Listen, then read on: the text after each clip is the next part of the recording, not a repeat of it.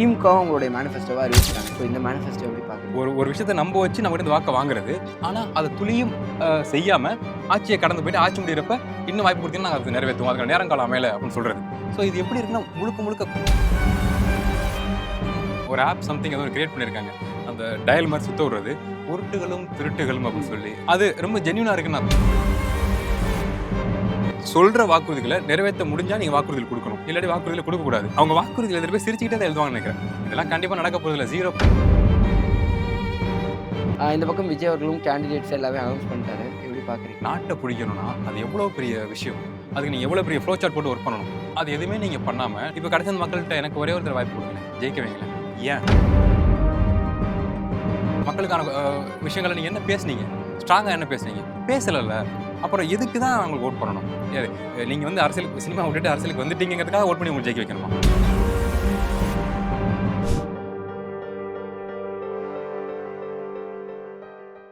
வணக்கம். இன்னைக்கு என் கூட அருணோதயன் அவர்கள் இருக்காங்க. அவர்கிட்ட தான் பேச போகிறோம். வாங்க பேசலாம். வணக்கம். வணக்கம். அதாவது அதிமுக அவங்களுடைய மேனிஃபெஸ்டோ பற்றி நம்ம பேசியிருந்தோம். இத்தனை இது அறிவிச்சிருக்காங்க, எப்படி மக்கள்கிட்ட போய் சென்றடைஞ்சிருக்குன்னு. திமுகவும் அவங்களுடைய மேனிஃபெஸ்டோவாக அறிவிச்சிட்டாங்க. கிட்டத்தட்ட ஈக்குவல் காம்படிஷன்ஸாக அறிவிச்சிருக்காங்க. ஸோ இந்த மேனிஃபெஸ்டோ எப்படி பார்க்குறீங்க? என்னன்னாங்க, உண்மையாகவே ஏடிஎம்கேயோட அந்த வரைவு அறிக்கை மக்கள்கிட்ட நேர்மறை தாக்கத்தை உண்டாக்கியிருக்குன்னு கேட்டால் உறுதியாக உண்டாக்கியிருக்கு. ஏன் அப்படின்னா, இப்போ நியூஸ் பார்த்துட்டு வர கனிமொழி மேம் இருக்காங்கல்ல, அவங்க ஏடிஎம்கேல சில விஷயங்கள் பண்ணுறேன்னு சொல்கிறாங்க. அந்த ஃப்ரிட்ஜ் விஷயங்கள்லாம் அதெல்லாம் உட்காந்து பேசிகிட்டு இருக்காங்க மக்கள்கிட்ட. அடுப்பு முக்கியமானது, மைக்ரோவன் முக்கியமானது, ஆனால் ஃப்ரிட்ஜுங்கிறப்ப இன்னொரு ஃப்ரிட்ஜ் கூட இருக்கலாம்ல வீட்டில், அது தேவையில்லாத பொருள் தானே அப்படிங்கிற மாதிரி உட்காந்து பேசிகிட்டு இருக்காங்க. ஏடிஎம்கேயோட அந்த வரைவு அறிக்கை பாசிட்டிவ் விஷயங்கள் நடக்குதுல்ல, அப்படி இல்லை, அதோட எங்கள் தான் பாசிட்டிவான விஷயம்னு சொல்லி வரைவு அறிக்கையை பற்றி உட்காந்து, அதுவும் அந்த இந்த அந்த என்ன சொல்கிறது, அந்த ஃப்ரிட்ஜு அதை கொடுக்குறத பற்றின விஷயங்களை உட்காந்து நியூஸ் மீடியாவில் பேசிகிட்டு இருக்காங்க. நான் அடிச்சு வர மேம்க்கு அதை பற்றி பேசுறதுக்கு துளியும் இன்ட்ரெஸ்ட் கிடையாது. எலெக்ஷன் இருக்குது, நம்ம வந்து டெல்லி போயிட்டு வர பர்சன், எவ்வளோ வேல்யூவான பர்சன், அங்கே இருக்க பீப்புள் நம்ம வந்து ஹேண்டில் பண்ணுறோம். ஸோ அப்போ தமிழ்நாட்டில் இந்த எலெக்ஷனுக்கு நம்ம பண்ண வேண்டிய விஷயங்கள் எவ்வளோ இருக்குது, அதை விட்டுட்டு என்ன இப்படி உட்காந்து பேச சொல்கிறீங்களே அப்படிங்கிற மைண்ட் செட்டில் அவங்க பேசுகிறாங்க. நான் அடிச்சு சொல்லுவேன். ஸோ இந்த வேலையை அவங்க பார்த்துட்டு இருக்காங்க. எதுக்கு சொல்கிறேன்னா, அந்த ஏடிஎம்கேயோட வரைவு அறிக்கை பயங்கரமான பாசிட்டிவ் தாக்கத்தை உண்டாக்கியிருக்கு. அதை நொறுக்கிறதுக்கு நம்ம இதை பேசி ஆகணும், நீங்கள் தான் அதை பேசணும் அப்படின்னு. அதுவும் பெண்ணாக நீங்கள் பேசுகிறப்ப பெண்களுக்கு கனெக்ட் ஆகும் அப்படின்னு அதை பேச வைக்கிற அளவுக்கு கட்டாயத்துக்கு திமுக தள்ளப்பட்டிருக்காங்கன்னு நான் சொல்கிறேன். ஓகே. அண்ட் திமுக அவங்களுடைய இதெல்லாமே அறிவிச்சிருந்ததில் பல கருத்து எல்லாருமே வச்சுருந்தாங்க. லாஸ்ட் டைம் சொன்ன கருத்துக்களை வச்சும் பல லிங்க் சோஷியல் மீடியாவில் க்ரியேட் பண்ணி இந்த மாதிரி வந்து எதுவுமே இதில் பல இது நிறைவேற்றப்படலைங்கிறதுக்காகவே ஒரு லிங்க் க்ரியேட் பண்ணியிருந்தாங்க. இதெல்லாம் எப்படி பார்க்குறீங்க? அதாங்க, நான் கூட பார்த்தேன். சர்க்கிளில் வருதில்ல, உட்காந்து மெனக்கடுறாங்க எல்லாரும் பயங்கரமாக. ஒரு ஆப் சம்திங் ஏதோ கிரியேட் பண்ணியிருக்காங்க. அந்த டயல் மாதிரி சுத்த விடுறது, உருட்டுகளும் திருட்டுகளும் அப்படின்னு சொல்லி. அது கூட வேணால் லிங்க் நீங்கள் வேணால் ஆட் பண்ணி விடுங்க கீழே, மக்கள் பார்க்கட்டும். அது ரொம்ப ஜென்யூனாக இருக்குன்னு நான் சொல்கிறேன். இப்போ அது ஒரு விஷயத்தை நீங்கள் ரோல் பண்ணி பார்த்தீங்கன்னா அது உண்மையாக சுற்றுறப்ப அதில் விவசாயிகள் பற்றின விஷயம் அப்படின்னா அதை கிளிக் பண்ணிங்கன்னா அதை பற்றின அறிக்கைகள் என்னென்ன வரைவறிக்கை திமுக சொன்னாங்க, செய்யலை, எல்லாமே கரெக்டாக இருக்குது. எதெல்லாம் சொன்னாங்களோ, எதெல்லாம் வந்து வாக்குகளை பெற வச்ச வாக்குறுதிகளாக இருக்கோ அது எதுவுமே நிறைவேற்றாமல் அவங்க இருக்காங்க. ஸோ இது அந்த டேக் இருக்குல்ல, உருட்டுகளும் திருட்டுகளும்னு, அதுக்கு பொருந்ததுன்னு நான் சொல்கிறேன். ஒரு விஷயத்தை நம்ப வச்சு நம்ம கிட்ட வாக்கை வாங்குறது, ஆனால் அதை துளியும் செய்யாமல் ஆட்சியை கடந்து போயிட்டு ஆட்சி முடிகிறப்ப இன்னும் வாய்ப்பு கொடுத்தீங்கன்னா நாங்கள் அதை நிறைவேற்றுவோம், அதுக்கான நேரங்காலம் அமையல அப்படின்னு சொல்கிறது. ஸோ இது எப்படி இருக்குன்னா, முழுக்க குழந்தைகளை ஏமாற்றுவாங்கல்ல ஸ்கூலில். இப்போ அப்பா வந்து கிளம்புறப்ப போய் செப்பல் போட்டுவான்னு சொல்லிட்டு கிளம்பிடுவார்ல, அந்த மாதிரி அதை நம்ம பார்க்குறப்ப நம்ம சிரிப்போம். ஆனால் தமிழக மக்களே இப்போ 5 வருஷமாக அப்படி தான் இருந்திருக்கும். ஏமாற்றிருக்காங்க நிறைய விஷயங்கள். நான் சொல்கிறது 20% நிறைவேற்றிருக்காங்கிறப்ப 80% ஏமாற்றிருக்காங்க, நிறைவேற்றலை. ஸோ அதை தாண்டி இப்போ ஒரு வரவேற்க சொல்கிறாங்க. அது இருக்கட்டும். இப்போ இதை பாருங்கள், இது அதோட நல்லா இருக்கா அப்படிங்கிற மாதிரி, அதோட பெரிய சாக்லேட் இது, வேணுமா ஓட்டு போடுங்க அப்படிங்கிற மாதிரி. ஒரு நாட்டோட, ஒரு தமிழகத்தோட மாநிலத்தோட ஆட்சி பண்ணுறவங்க இந்த மாதிரி நம்ம சாதாரணமாக பேசுகிற மாதிரி ஆட்சி பண்ணிகிட்டு இருக்காங்கன்னு நான் சொல்கிறேன். எவ்வளோ வேல்யூவான விஷயங்கள் நம்ம பண்ணியிருக்கலாம், எவ்வளோ பெரிய ஒரு அழகான மாநிலம் இது, இதில் எவ்வளோ சிறப்பான விஷயங்கள் பண்ணியிருக்க முடியும், மக்களோட வாழ்க்கை தரத்தை உயர்த்திருக்க முடியும். மக்கள் சொல்லணும், இந்த ஆட்சியில் சில குளறுபடிகள் இருந்தாலும் இவங்க மக்கள் நலனுக்காக தான் இந்த ஆட்சி நடந்திருக்கு. ஸோ அப்போ நாங்கள் ஓட் பண்ணணும்னு சொல்லி மக்களே சொல்லணும். அப்படி ஒரு ஆட்சி நடத்தணும், அதுக்கு தான் மக்கள் ஓட்டு போடுறோம். அப்படி இருக்கப்போ முழுக்க எதையுமே செய்யாமல் திரும்ப இன்னொரு விஷயம் இதோட சிறப்பாக நாங்கள் செய்வோம், எனக்கு ஸ்பேஸ் கொடுங்க, வாய்ப்பு கொடுங்க அப்படின்னா இது எவ்வளோ பெரிய எக்ஸ்ட்ரீம் ஏமாற்று வேலைங்கிறது மக்கள் யோசிச்சு புரிஞ்சுக்கணும்னு நான் சொல்கிறேன். ஓகே. ஆனால் இப்போது அந்த லிங்கோட தான் நம்மளால் பார்க்க முடியுது. அதை தொடரும்போது பல விஷயங்கள் எனக்கு ரொம்ப ஷாக்கிங்காக இருந்தது. இந்த விஷயங்கள்லாம் அனௌன்ஸ் பண்ணியிருக்காங்க, பட் இதில் எதுவுமே பண்ணலையாங்கிற ஒரு மக்களுக்கு எந்த மாதிரியான மைண்ட் செட் இருக்கும்? மக்களுக்கு எப்படி நாங்கள் தனிப்பட்ட ஒரு மனுஷனை நீங்கள் ஏமாற்றணும் அப்படின்னா அவனுக்கு என்ன தேவை, இல்லை அவருக்கு என்ன தேவை, இல்லை அவங்களுக்கு என்ன தேவை அப்படிங்கிறத ஸ்கேன் பண்ணி ஈஸியாக போட்டு ஏமாற்றிடலாம். கொஞ்சம் வீக்கான மைண்டாக இருந்தால் ஸ்கேன் பண்ணி ஏமாற்றிடலாம். ஆனால் இங்கே நீங்கள் வந்து வாக்கு வேணும், ஜெயிக்கணுங்கிறப்ப மொத்த தமிழக மக்களையும் ஏமாற்றணும், ஒரு மெஜாரிட்டி பீப்புளை நீங்கள் வந்து ஆசை காட்டி ஏமாற்றணும். அப்போ அவங்க என்ன பண்ணுறாங்கன்னா, ஒரு குடும்பத்தில் இருக்க டாப் டு பாட்டம் எல்லாருக்குமான தேவைகள் என்னென்னு பார்க்குறாங்க. வயசான தாத்தாலேருந்து கீழேருந்து போகலாமே, ஒரு குழந்தை, பச்சை குழந்தையிலேருந்து ஆரம்பித்து அப்படியே அவங்க அந்த குழந்தையோட அம்மா, கணவன், தாத்தா பாட்டி வேலைக்கு போகிற இளைஞர்கள் தம்பி அக்கா அதுக்கு மேலே இருக்கவங்க அப்படிங்கிற மாதிரி போய் அவங்களுக்குலாம் என்ன தேவையோ இதெல்லாம் நான் பண்ணுறேன் பாசிபிள் இல்லாத விஷயங்கள் நான் சொல்கிறது இது தேவை இது தேவை இது தேவை அவங்களுக்கு எல்லாமே நான் பண்ணுறேன் அப்படின்னு சொல்லிட்டு லீஸ்டான விஷயம் மட்டும் பண்ணிடுறது. அதுக்கே அவங்களுக்கு நேரம் பத்தாதுங்கிறேன். ஏன்னா சொல்கிற வாக்குறுதிகளை நிறைவேற்ற முடிஞ்சால் நீங்கள் வாக்குறுதிகள் கொடுக்கணும், இல்லாட்டி வாக்குறுதிகளை கொடுக்கக்கூடாது. அவங்க வாக்குறுதியில் எதிர்ப்பு சிரிச்சுக்கிட்டே தான் எழுதுவாங்கன்னு நினைக்கிறேன். இதெல்லாம் கண்டிப்பாக நடக்க போகிறதில்ல, 0 பாசிபிலிட்டிஸ். ஸ்டில் ஆசைக்கு மயங்காத மனிதர்கள் எங்கே இருக்காங்க? லீஸ்ட் தான். ஸோ அப்போ எல்லாருக்கும் ஒரு ஆசை வரும், இது நடந்துராதா. வீட்டில் முதியோர்கள் இருக்காங்க அப்படின்னா அவங்களுக்கு மந்த்லி கேஷ் கிடச்சிராதா, நம்ம வேலை செய்ய முடியல. எல்லாரும் பேங்க்கில் போட்டுட்டோ இல்லை ஷேர் மார்க்கெட் இன்வெஸ்ட் பண்ணிட்டோ ப்ராஃபிட்டுக்காக உட்காந்துருக்க போகிற வயசானவங்க, பணத்தை இழந்துட்டும் பிள்ளைங்களுக்காக இழந்துட்டும் இல்லை நம்ம சொந்தக்காரங்களுக்காக காசு இழந்துட்டு உட்காந்துருக்க வயசானவங்க இருக்காங்க. அவங்களுக்கு அதிகாரப்பூர்வமாக அரசு ஒரு காசு கொடுச்சுன்னா அது 1000 ரூபாய் இருந்தால் சரி, ஈவன் 500 ரூபாய் இருந்தால் சரி, அது ஒரு வேல்யூ. இது எனக்கு கொடுத்த காசு, நான் உயிர் வாழ்றதுக்கு எனக்கு கவர்மெண்ட் கொடுத்த காசு அப்படின்னு. ஸோ அது மாதிரி விஷயங்கள்லாம் சொல்லிட்டு நீங்கள் அதை பண்ணாமல் இருக்கப்ப, மெஜாரிட்டி நான் சொல்கிறேன், பண்ணாமல் இருக்கப்ப அந்த ஆதங்கம் வரும்ல.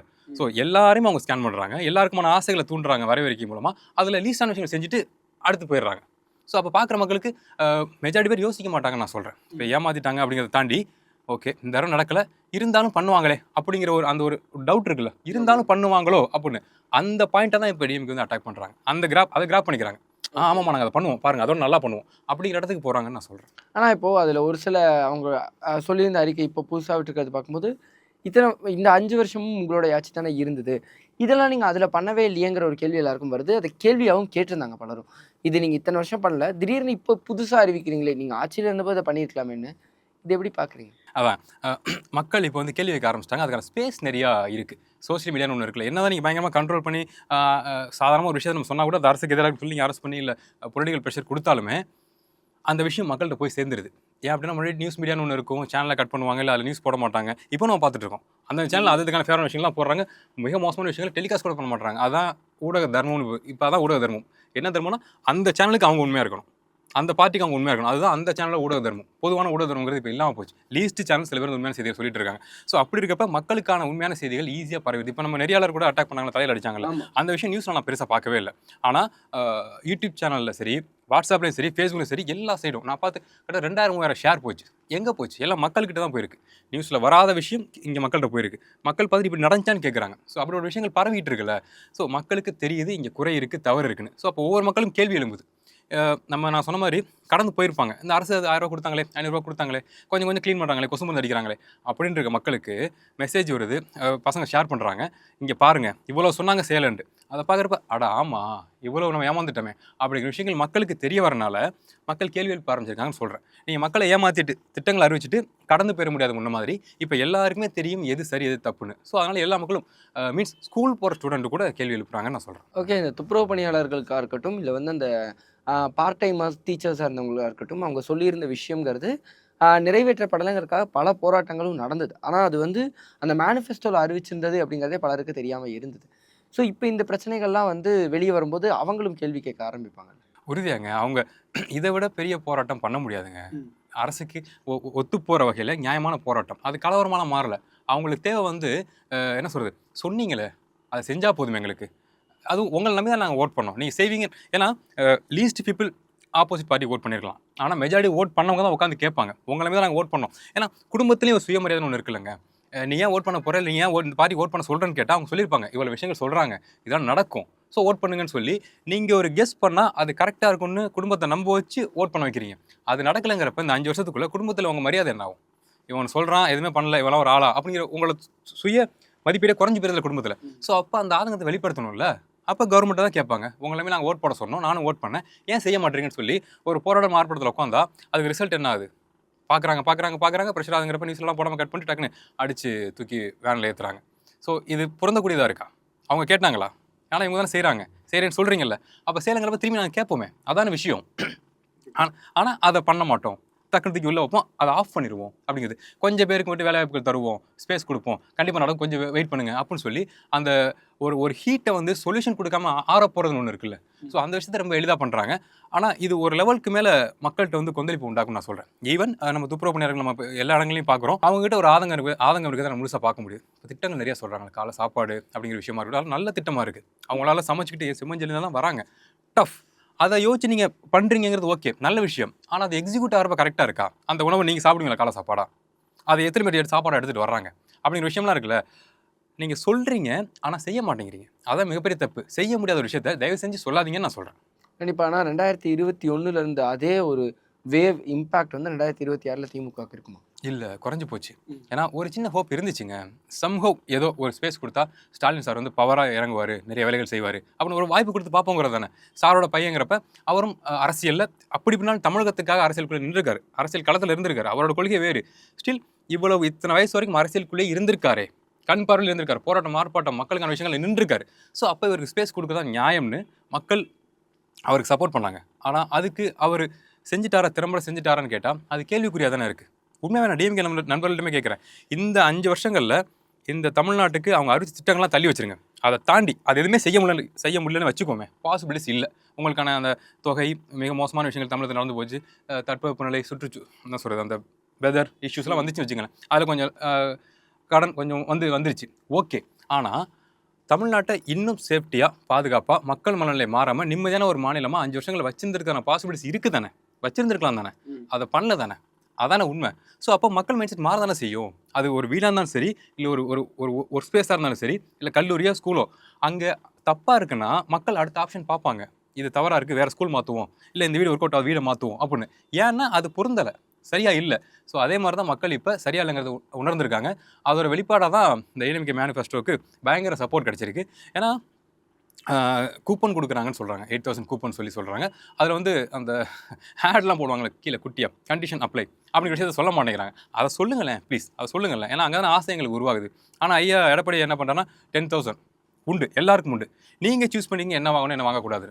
ஸோ கூப்பன் கொடுத்து இவங்களுக்கு உண்டு, உங்களுக்கு இல்லைன்னு நான் சொல்ல மாட்டேன். கண்டிப்பாக எல்லாருக்கும் உண்டு, நீங்கள் சூஸ் பண்ணிக்கங்க அப்படிங்கிறாரு. ஸோ இந்த விஷயமெல்லாம் என்ன சொல்கிறது, மக்கள் மீது அக்கறை கொண்ட நபர்கள் இருப்பாங்களே, சுயமரியாதை ஒன்று இருக்குல்ல. ஸோ அதை அவங்க பார்த்துக்கிட்டும்பா, அதை அவங்க காசு கொடுத்துருவோம், கவர்மெண்ட் நம்ம கொடுத்துரும், அவங்க பார்த்துக்கிட்டுன்னு ஒன்று இருக்குல்ல. அந்த மோடில் எடப்பாடி சார் வந்து ட்ரீட் பண்ணுறாரு. இந்த பக்கம் என்னன்னா 8,000 சொல்லிடுறாங்க. காசு யாருக்கு தான் வேணாம். நம்ம பார்க்குறோமே, காரில் கூட வந்து நின்று ரேஷன் கடையில் காசெல்லாம் கொடுத்தா வாங்கிட்டு போகிற நபர்களும் இருக்காங்க. கவர்மெண்ட் கொடுக்குற காசு தான் சொல்கிறேன். ஸ்டில் வேணான்னு சொல்கிறதில்ல. ஃப்ரீயாக கிடைச்சா நாங்கள் கண்டிப்பாக வாங்குவோம், எங்களோட உரிமைங்கிற மூலம் தான். ஸோ அப்போ அந்த 8,000ங்கிறது எல்லாருக்கும் ஆசை இருக்கும்ல, நீங்கள் சொல்கிறீங்கன்னா. ஆனால் அவர் கூப்பனுங்கிற விஷயமா இருக்கட்டும், இல்லை நிபந்தனைகளுக்கு உட்பட்டதாக இருக்கிறப்ப ஒரு ஆதங்கம், கோபம் வருது, சுயமரியாதை பாதிக்கப்படுதில்லை. வந்து நின்று இந்த கேட்டகரி கீழே உள்ளவங்க மட்டும் தான் உண்டு அப்படின்னா அதை நீங்கள் தெளிவாக ஓப்பனாக சொல்லுங்கள், இவங்களுக்கு தான் உண்டு அப்படின்னு. அதே மாதிரி பிரதர் சொன்னார், இது முரணான கருத்தாக இருந்தாலும் அதுக்குள்ளே ஒரு நியாயம் இருக்குன்னு நான் சொல்லுவேன். இப்போ பெண்களுக்கு நிறையா விஷயங்கள் கொடுக்குறேன் அப்படின்னு சொல்கிறீங்க. அதுக்கு இந்த washing machine, microwave oven, sir சொல்கிற மாதிரி நிறையா விஷயங்கள் சார் சொல்கிறாரு. எல்லாமே சிறப்பான திட்டம் தான், நான் அதை குறைய சொல்லலை. ஆனால் நீங்கள் கவனிச்சு பாருங்கள், அதுலேயுமே கண்டிஷன் அப்ளைன்னு வரும். எல்லா பெண்களுக்கும் அது வராது. இதில் எங்கே எரர்னா, வீட்டில் இருக்க பெண்கள் கஷ்டப்படுறாங்க, அவங்களுக்கு சப்போர்ட் வேணும், அவங்க வந்து எளிதாக சமைக்கணும், சீக்கிரம் சமைச்சிட்டு வெளில வரணுங்கிறதால ஓகே, அந்த சப்போர்ட் கவர்மெண்ட் செய்யுங்கிறது ஓகே. அதே மாதிரி நீங்கள் என்ன பண்ணுவீங்கன்னா, அவங்க ஆட்சிக்கு வந்ததுக்கு அப்புறம் வர்றாங்கங்கிற பட்சத்தில் நிபந்தனைகளுக்கு உட்படுதுன்றுவாங்க. வறுமை கோட்டுக்கு மேலே இருக்கணும் கிடையாதுமாங்க. ஏன் வறுமை கோட்டிற்கு மேலே இருக்க பெண்கள் அப்போ கஷ்டப்பட்டுட்டே இருக்கணுமா? அவங்க லோன் எடுத்து தான் இந்த பொருட்கள்லாம் வாங்கணுமா? ஸோ அப்போ அவங்களுக்கு பொருந்த மாட்டேங்குதுல்ல. அவங்களுக்கும் பொருந்தம் தானே. பெண்கள்லாம் அவங்களும் ப்ரெஷரில் தான் இருக்காங்க. வீட்டில் இருக்க பெண்களுக்கு ப்ரெஷர் இருக்க மாதிரி வேலைக்கு போகிற பெண்களுக்கு அதோட ப்ரெஷர், சமைச்சு வச்சுட்டு போகணும். ஸோ அப்போ நீங்கள் நிபந்தனைகளுக்கு உட்பட சொல்லி அதை கட் பண்ணுவீங்க, உறுதியாக கட் பண்ணுவீங்க, எல்லாரும் கொடுக்க மாட்டீங்க. அதெல்லாம் கிளியராக சொல்லுங்க அப்படிங்கிறதான் என்னோட வேண்டுகோள். ஓகே. ஆனா இப்போ பார்க்கும்போது எடப்பாடி அவர்கள் அங்கும் இங்கும் வந்து நகர்ந்து பிரச்சாரம் பண்ணுறத பார்க்க முடியுது. எல்லா தொகுதிகளுக்கும் போகிறத நம்மளால பார்க்க முடியுது. இது எப்படி மாறுதுன்னு நினைக்கிறீங்க அவர் சைடில்? அதாங்க நம்ம பல இன்டர்வியூல பேசின மாதிரி, தமிழக மக்கள் மத்தியில் ஏடிஎம்கேக்கு பாசிட்டிவ் வைப் வீச ஆரம்பிச்சதுங்கிறது சாருக்கு தெரிஞ்சு போச்சு. அதோட முகத்தை பார்த்தாலே தெரியும். அந்த எனர்ஜி இருக்குல்ல, நம்ம மக்களுக்கு நம்ம செய்ய போகிற நல்ல விஷயங்கள் மக்கள் ஃபீல் பண்ணிட்டாங்க அப்படிங்கிற விஷயம் சார் ஃபீல் பண்ணிட்டா, ஒன்ஸ் ஃபீல் பண்ணிட்டா. நமக்கு ஒரு விஷயம் பிடிச்சிருக்கு, அது மக்களுக்கும் தெரியுதுன்னா நீங்களும் நானும் ஒரு பவர் ஃபீல் பண்ணிடுவோம்ல, ஒரு எனர்ஜி கிடைக்கும்ல, மக்கள்கிட்ட பாசிட்டிவ் வைப் வர்றப்ப நமக்கு தானே ஒரு வைப் வரல. இப்போ நீங்கள் ஒரு ரீல்ஸ் போடுறீங்க, அதுக்கு லைக் ஷேர் நிறையா வருதுன்னா ரீசன் இல்லாமல் நீங்கள் எனர்ஜியாக இருப்பீங்க. ஏன்னா ஒரு பாசிட்டிவ் வைப் நீங்கள் வாங்குறீங்க, அதான் உண்மை. அதே மாதிரி சார் சொன்ன அந்த வரைவறிக்கை இருக்குல்ல, அதில் ஒரு பாசிட்டிவ் வைப் உருவாயிருச்சு. அதை சார் ஃபீல் பண்ணிட்டார். அதை விடாமல் கொண்டு கேரி ஓவர் பண்ணுறாருன்னு நான் சொல்கிறேன். ஏன்னா ஏடிஎம்கே தலைமையில் தான் அந்த வரைவறிக்கை வருது. ஸோ அவர் இந்த நேரத்தில் மக்கள் மத்தியில் போகிறப்ப எஸ் சொன்னார், வராரு. அந்த வைப்பை மக்கள் கொடுக்குறதும் அவர் வாங்குறதும் சில விஷயங்கள்லாம் க்யூட்டாகவே நடந்துச்சு. இப்போ மயிலாப்பூரில் சம்திங் பூ போட்டப்போ எப்படின்னாரு, அதெல்லாம் அவர் வந்து ட்ரெண்டிங்காகவோ இல்லை மீம் டெம்ப்ளேட்டுக்காகவோலாம் பண்ணல, மனசார பண்ணுறாரு. எப்படி பார்த்தாலும் செயற்கைத்தன்மை ஜெயிக்காது, இயல்பான ஒரு விஷயம் தான் மக்கள் கனெக்ட் ஆவாங்க. ஸோ இப்போ எடப்பாடியோட அந்த நடவடிக்கையில் இருக்கட்டும், அவரோட வரைவறிக்கையாக இருக்கட்டும், மக்களை அப்ரோச் பண்ணுற விதமாக இருக்கட்டும், மக்கள் கூட ரொம்ப டீப்பாக கனெக்ட் ஆகிட்டு இருக்காருன்னு நான் சொல்கிறேன். கண்டிப்பாக. இந்த பக்கம் விஜய் அவர்களும் கேண்டிடேட்ஸ் எல்லாமே அனௌன்ஸ் பண்ணிட்டாரு. எப்படி பார்க்குறீங்க? அவரால் முடிஞ்ச விஷயத்த பண்ணிட்டு தாங்க இருக்காரு. ஆனால் என்ன சொல்கிறது, இந்த 2 வருஷம் உங்களுக்கு மிகப்பெரிய ஸ்பேஸ் இருந்துச்சு தமிழகத்தில். பாசிட்டிவ் இருந்துச்சு நம்ம முதல்ல பேசியிருக்கோம். அதை நீங்கள் சூப்பராக ஹேண்டில் பண்ணி உண்மையாகவே மக்களுக்கு நீங்கள் நல்லது செய்யணும்னு உங்களுக்கு தோணுச்சுன்னா அதுக்கான ஃப்ளோவை நீங்கள் ஃப்ளோ சார்ட்டை ஃபஸ்ட்டே பிடிச்சிருக்கணும். ஒரு பயங்கரமான ஹிட்டு படம் நீங்கள் நடிக்கிறீங்க, அது ஹிட் ஆகுதுன்னா ஃப்ளூக்கில் ஆயிருக்காது. கண்டிப்பாக ஸ்கிரிப்ட் சீன் பை சீன் அதை கேட்டு இப்படி பெர்ஃபார்ம் பண்ணணும்னு சொல்லி ஒர்க் அவுட் பண்ணி மைண்டில் வேலை செஞ்சு போய் அடித்தா தான் அந்த படம் ஹிட். சீரியஸ்லி அப்படி தான் சார் பயங்கரமான ஹிட்லாம் நம்ம பார்த்துருக்கோம். ஸோ அப்படி இருக்கப்ப நாட்டை பிடிக்கணும்னா அது எவ்வளோ பெரிய விஷயம். அதுக்கு நீங்கள் எவ்வளோ பெரிய ஃப்ளோ சார்ட் போட்டு ஒர்க் பண்ணணும். அது எதுவுமே நீங்கள் பண்ணாமல் நிறைய தவறுகள் நடந்து போச்சு. ஓகே, சமூகம் நடந்து போச்சு, அதெல்லாம் தள்ளி வச்சலாம், அது பழைய காலம் வச்சுக்கலாமே. ஸ்டில் இப்போ கடைசி மக்கள்கிட்ட எனக்கு ஒரே ஒருத்தர் வாய்ப்பு கொடுங்களேன், ஜெயிக்க வைங்களேன். ஏன், எதுக்கு நாங்கள் ஜெயிக்க வைக்கணும்? லாஜிக்கான கொஸ்டின் நான் சொல்கிறேன். என்ன நீங்கள் பண்ணீங்க? எத்தனை போராட்டங்கள் பறந்தூர் ஒன்று, அப்புறம் வேறு ஏதோ ஒன்று சென்னையில் ஒரு இடத்துல ஒரு சின்ன போராட்டம் ஒன்று பண்ணார், இந்த ட்ரோன்லாம் பறந்துக்கிட்டு இருந்துச்சு. அதை தாண்டி என்னென்ன போராட்டங்கள் ஆர்ப்பாட்டங்கள் நீங்கள் பங்கெடுத்துக்கிட்டீங்க? மக்களுக்கான விஷயங்களை நீங்கள் என்ன பேசுனீங்க? ஸ்ட்ராங்காக என்ன பேசுனீங்க? பேசலைல்ல. அப்புறம் எதுக்கு தான் அவங்களுக்கு ஓட் பண்ணணும்? யார் நீங்கள் வந்து அரசியலுக்கு சினிமா விட்டுட்டு அரசியலுக்கு வந்துட்டீங்கிறதுக்காக ஓட் பண்ணி உங்களுக்கு ஜெயிக்க வைக்கணுமா? அப்படி தான் நீங்கள் கேட்குறது இருக்குது. ஏன்னா ஜெயிக்க வைங்களே. அப்படி பண்ணக்கூடாது. எமோஷனலாக நீங்கள் வந்து அப்ரோச் பண்ணாதீங்க. தாய்மார்களை இளைஞர்களை பண்ணாதீங்க. உங்கள் திறமை என்னங்கிறத சொல்லுங்கள், நாங்கள் முடிவு பண்ணி ஓட் பண்ணுறோம். இப்போ நமக்கு மாற்றுக்கொள்கைகள் இருந்தாலும் அவர் பேசுகிற விஷயங்கள் எல்லாம் சரி. கடந்த 2 வருஷங்களில் 2 வருஷம் தானாலும் அதில் இறங்கி செஞ்சிருக்காரு. அவர் பார்வை வதங்கி போய் தோழிகள்லாம் கருத்து போச்சு. இவ்வளோ மக்களுக்காக நின்று பேசி பர்சனல் லைஃப்லாம் தள்ளி வச்சுருங்க, அதெல்லாம் தனிப்பட்ட குணமாக இருக்கட்டும். ஆனால் மக்கள்னு வந்தால் இறங்கி செய்வார் இவருங்கிறப்ப நம்ம ஏன் ஓட் பண்ணாமல் இருக்க போகிறோம்? நம்ம அவர் எடுத்து பேச போகிறோம்? தப்பாக இருக்குது, குறைகள் இருக்குது. இதில் நீங்கள் ஆட்சியும் கேட்குறது மிகப்பெரிய ஃப்ளா அப்படிங்கிறத தான் நம்ம சொல்கிறோம். ஸோ அதனால் அவர் என்ன ரெக்வஸ்டிங் மோடில் கேட்டாலும் அவரோட ஃபேன்ஸுக்கு வேணால் அவரை பிடிச்சிருக்கலாம், சப்போர்ட் பண்ணுறதுக்கு பாசிபிலிட்டிஸ் இருக்குது. ஆனால் மக்களோட மனசு எப்போவோ மாறிடுச்சு. டிவி கேட்டேருந்து விலை வந்துருச்சு நான் சொல்கிறேன். அதான் உண்மை. ஓகே, தெளிவான விளக்கம் கொடுத்தீங்க, ரொம்ப நன்றி. நன்றி.